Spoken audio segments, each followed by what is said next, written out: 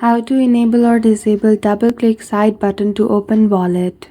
Hello everyone, welcome back to our channel and today we are back again with a new video. So without any delay, let's get into it. For that, firstly open Settings application on your device and go to Accessibility. After that, in Accessibility, go to Touch. Then after you will see the option of Assistive Touch. Simply click on it. After that, toggle on the feature of Confirm Assistive Touch.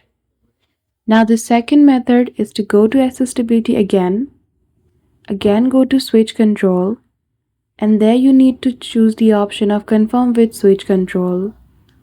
Last but not the least, again in Accessibility, go to Side button, and here you need to choose the option of whether to enable this feature with Switch Control or Assistive Touch. So that's it. Just like that, you will be able to fix your issue. So I hope you found this video helpful. If you did, don't forget to give it a thumbs up and subscribe to our channel for such tutorial. Thank you for watching till the end.